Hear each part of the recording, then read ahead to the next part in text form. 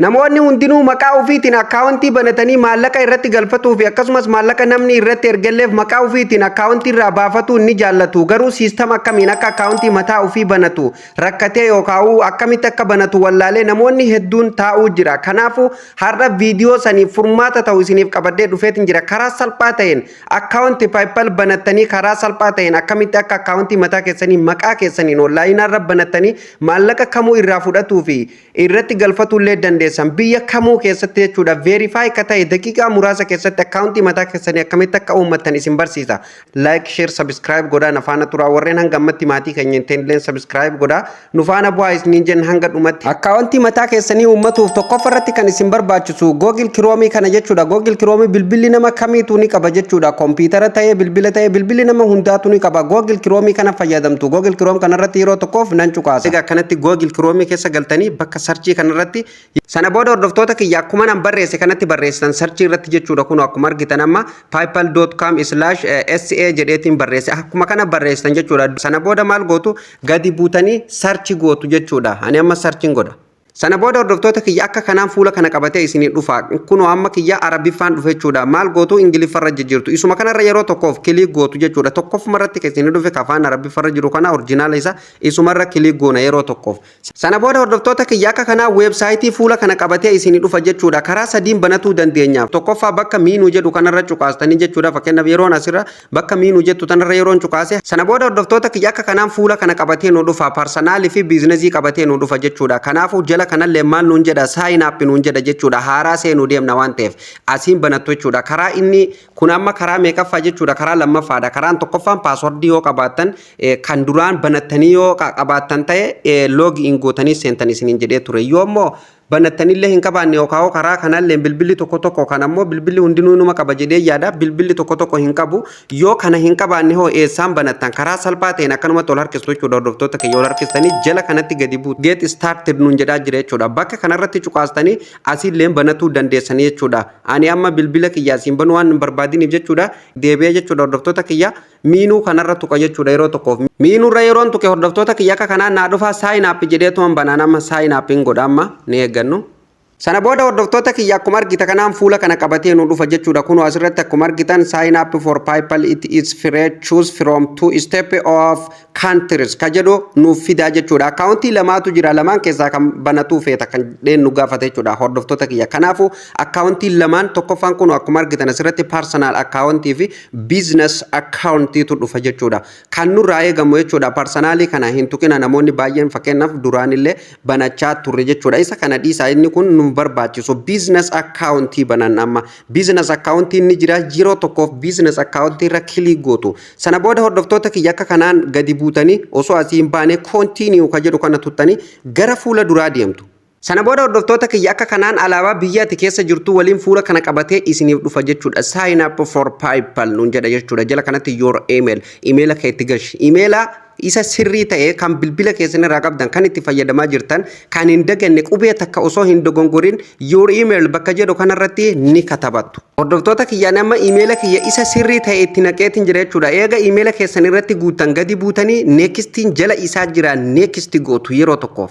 Sana booda hordoftoota kiyya akka kanaan fuula kana qabatee nu dhufa jechuudha. Kun akkuma argitan asirratti sign up for business account mata duree jedhu qabatee nu dhufa jechuudha. Asirratti illee enter your password keenya akka itti galchinu nu gaafata jechuudha. Asirratti sararri sadeen kun sanduuqni sadeen kun nu ifuu qabaa jechuudha. Kana jechuun hordoftoota kiyya passwordiin keenya passwordii strongii ta'uu qaba jechuudha. Passwordii jabaa jechuudha ta'uu qabaa jechuudha. Sammalee inni nuuf hin ibsu jechuudha. Akkaawuntii PayPaliin akkuma beekamu security jabaadha jechuudha. Kanaafuu passwordii jabaa itti godhannu qabnaa jechuudha. Amma asirratti qubee wal keessaa fi akkasumas tuqaalee garaagaraa akka fayyadamnu nu gaafata jechuudha. Lakkoofsallee wal keessa lakkoofsaa fi qubee akkasumas tuqaalee garaagaraa wal keessa akka fayyadamnu nu gaafata jechuudha. Mi'a nama asirratti passwordii ittiin guutaa jechuudha. Passwordiin isin asirratti guutan kan emaila kanallee tahuu baatu rakkoo hin qabu jechuudha. Garuu emaila passwordii jabaa tahuu qaba malee mi'a nama ittiin guuta hordoftoota kiyya. Kuno amma hordoftoota kiyya akkuma argitan nama paaswordii itti guuteen jira jechuudha. Paaswordiin dirqama dijiitii 8 ol ta'uu qaba. Dijiitii 8 gadi isinirraa hin fudhatu. Dijiitii 8 ol ta'uu qaba jechuudha. Qubeen isin guutanillee qubee gurguddaa fi qubee xixiqqaa wal keessa akkasumas tuqaalee akkasumas lakkoofsa fayyadamtaniiti jechuudha. Fakkeenyaaf kan gadii kanarratti amma kuni lakkoofsa akka fayyadamtu si gaafata, tuqaalee adda addaa akka fayyadamtu si gaafata jechuudha. Kanaafuu bifa sanii yoo isin paaswordii jabaa itti gootan malee raayitii isiniif hin tuqu jechuudha. Amma hundaa'u raayitii itti naaf godhee jira jechuudha. Amma wanni nan guute hundinuu naaf milkaa'ee jira jechuudha. Eega akkanatti guutanii raayitii kun sadeenu raayitii isiniif godhee isiniif milkaa'e maaltu isin irraa eegama? Jala kanatti gadi buutanii koontiiniyuu ni jirti, koontiiniyuu cuqaastu. Ani amma koontiiniyuu cuqaaseen jira akka kanaan fuula dura nageessaa jechuudha. Hordoftoota kiyya asirratti waan na gaafatu amma kuni opshinaala jechuudha. Weebsaayitiin opshinaala maquma argitan guutanii bira darbuu dandeessanii jechuudha. Sababnis seeruma asirra jiru kana guutuu fi akkuma argitan kunoo asirratti legal first name fi akkasumas legal last name maqaa akaakayyuutii fi maqaa kan kee akka itti guutu si gaafatan amma asirratti jechuudha. Maquma chaanaala kiyya itti haa guutume. Kunoo amma hordoftoota kiyyaan akkuma argitan maquma chaanaala kiyyaatiin itti guutee jechuudha. Irruma dabarfatuu fi maquma chaanaala kiyyaan itti guute jechuudha.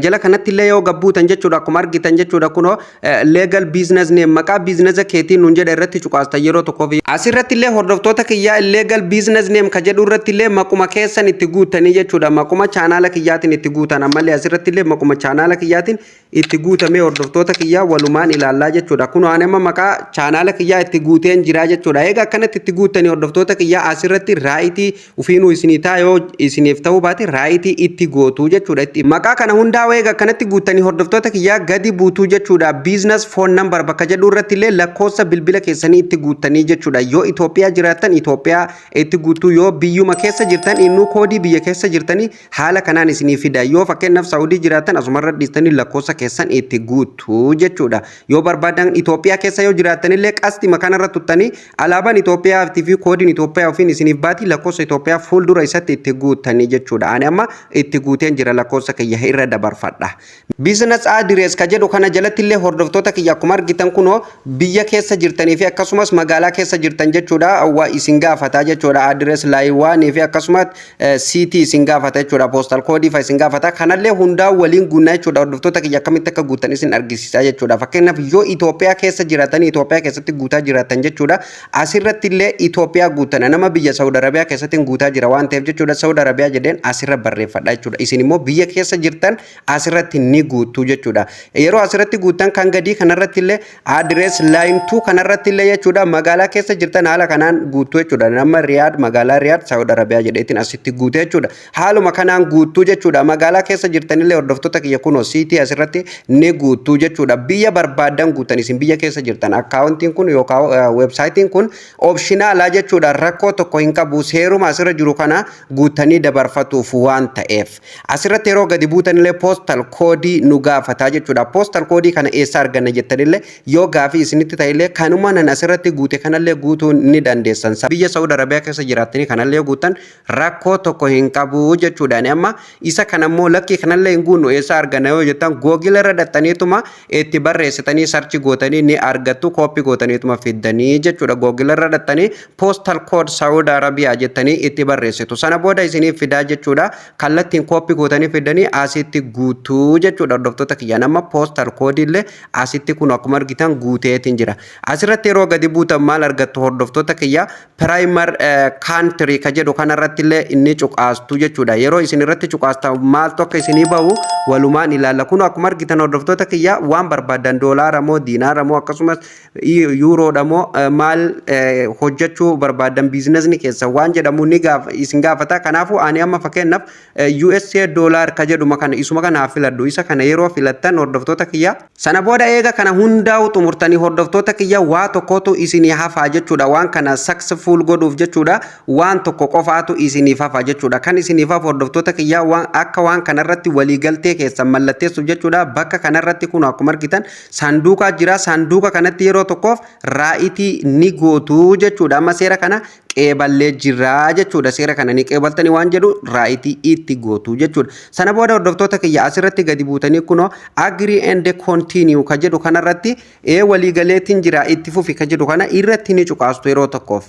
Kana booda hordoftoota kiyya haala kanaan fuula kana qabatee nu dhufa jechuudha. Kan nurraa eegamu asirratti business type ka jedhu kanarratti yeroo tokkoof ni cuqaastu jechuudha. Yeroo isin irratti cuqaastan akka kanaan jechuudha isin filachiisaa jechuudha. Isin waan barbaadan ni filattu jechuudha. Filannoo baay'eetu keessa jira jechuudha. Amma fakkeenyaaf garuu hundumarraa kan isin fayyadu nama hundaa kan fayyadu jechuudha. Hordoftoota kiyya individual ka jedhu kana filatuu qabdu jechuudha. Namni hundinuu jechuudha individual dhuunfaa kiyya waan jiru kana filatuu qabdu dhuunfaa banataa jirta waan ta'eef amma individual filadheen jira jechuudha. Isinilleen haala kana waan barbaadda yeroo filattan jala kanatti saanduqa lama isiniif kennaa jechuudha. Akkuma argitan kun asirratti product or server code ka jedhu kanarratti qubee mataa barreessitu jechuudha. Nama fakkeenyaaf qubee o kana irratti barreesse haa jedhu yeroo inni irra barreesse jala kanaan hordoftoota kiyyaa kunoo waa baay'eetu naaf dhufaa jechuudha. Kanaafuu isin jala kanalleen kan barbaadan ni filattu jechuudha. Isin kan barbaaddu filattu hordoftoota kiyyaa nama fakkeenyaaf isuma kana filadhu kun akkuma argitan asirratti computer software stores ka jedhu kana isuma kana filadhu anamma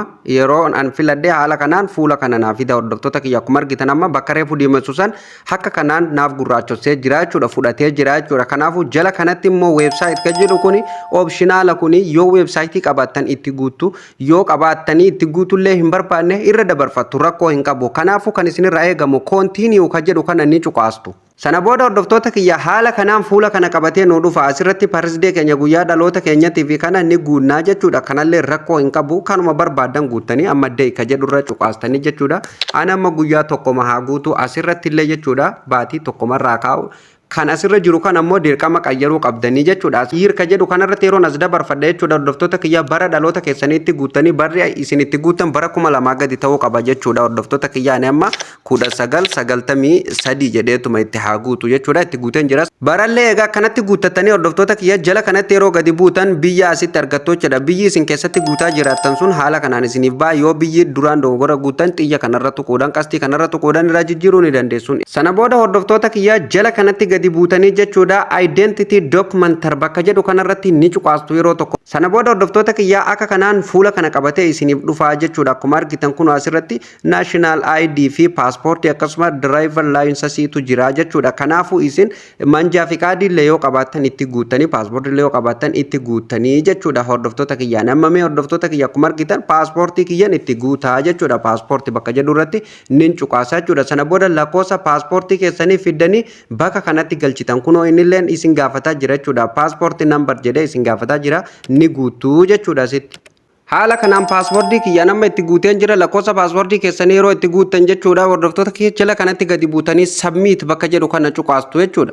Sana booda hordoftoota kiyya haala kanaan fuula kana qabatee nu dhufaa kunoo amma bifa hin eegamneen akka ajaa'ibatti baneen jira jechuudha. Akkaawuntii akkuma argitan maqaan kiyyalleen kan reefuun tana oroomaan jedheen sun asirratti naa bahee jira jechuudha. Doolaarri kiyyalleen kun akkuma argitan amma akkaawuntii kana haaraan bane waan ta'eef baalaansiin kiyya 00 irra jira jechuudha. Akkaawuntii kana amma akka kanaan bannee yoo dhiifne maallaqa irraa baasuuf itti seensisuullee hin dandeenyu. Kan nurraa eegamu verify godhuutu nurraa eegama. Akkamitti verify goona hordoftoota kiyya walumaan ilaalla. Haala kanaan yeroo inni isinii fide akkuma kanaan ol harkistu jechuudha. Confirm email address nuun jedha jechuudha. Asirratti illee fakkeenyaaf barreeffama jala jiru kana set details ka jedhu kanarratti yeroo isin cuqaastan verify godhuu ni dandeessan jechuudha. Asilleen asiin immoo verify godhuurra karaan salphaan emaila keessan bira deemtu jechuudha. Gidduu tuttaniituma keessaa baatanii emaila reefu asirratti guuttattan bira deemtu jechuudha. Anama emaila kiyya keessan jira hordoftoota kiyya kunoo akkuma argitan tokkoffaa irratti naa dhufee jira. Asuma irratti yeroo tokkoof nan cuqaasaa jechuudha. Yeroo akka sana booda hordoftoota kiyya akka kanaan confirm your email naan jedha jechuudha. Emaila keetii wal qabsiisi jedha. Isarratti yeroo nan cuqaase kiroomii yookaan waan an keessaa qabu na filachiisa. Ani amma kiroomii filadheetiin irratti cuqaasaa jechuudha. Sana booda paaswardii PayPal kanaan banattan itti nattanii sana booda jala kanaan jechuudha log in gootu jechuudha. Sana booda hordoftoota kiyya kunoo akkuma argitan your email has been confirmed nuun jedhee jira. Continue ka jedhu irra cuqaasne gar fuulduraa deemna. Sana booda kallattimaan kunoo akkaawuntiin xumuramee jira jechuudha. Amma waan tokko maa namne maallaqa namaaf erguu akkasumas irraa baafatullee ni dandeessanii jechuudha. Kan isinirraa hafe akkaawuntii baankiitiin wal qabsiisuudha jechuudha. Hordoftoota kiyya eega akka kanatti akkaawuntii kana bannee xumurree waa tokko duwwaatu nu hafe jechuudha. Akkaawuntii baankii keenyatti wal qabsiisuu duwwaatu nu hafe jechuudha. Maallaqa irraa fudhatuu fi akkasumallee namni irratti nu erguuf akkaawuntii baankiitiin wal qabsiisuu duwwaatu nu hafe jechuudha. Akkamitti akka akkaawuntii baankiitiin akkaawuntii keenya itti wal qabsiifnu moo amma namaaf zaan dheerattee waan jirtuuf viidiyoo biraatiin isiniif deebi'a paartii lama godhe jechuudha hordoftoota kiyya akka kanaan banattanii akkaawuntii mataa keessanii uummatu ni dandeessaniin isiniin jedha hordoftoota kiyya viidiyoon har'aa kun akka isin gammachiisuu fi akka waa irraa baratan abdiin qaba maarree isinillee eega viidiyoo laaltanii xumurtanii chaanaala dinqii fi barsiisaa keessan kana jajjabeessuuf chaanaala kana subscribe godhaa chaanaalli kun chaanaala barumsaati akkasumas viidiyoon dabalataa ofii isaatiin akka isin dhaqqabuuf mallattoo notification irra kaa'uu hin dagatina viidiyoon kun illee akka namoonni baay'een arganii irraa fayyadamaniif like tuquu hin dagatina namoota baay'ee bira akka ga'uuf hiriyoota keessan illee share godhaan isiniin jedha yaadaa fi komii qabdan bakka isiniif hin galin komentii jala nuuf kaayaa isiniin jedha kanarraaf qabadde asuma irratti kan raawwatu taha viidiyoo itti aanuun hamma walitti deebinutti turtii gaarii qabaadhaa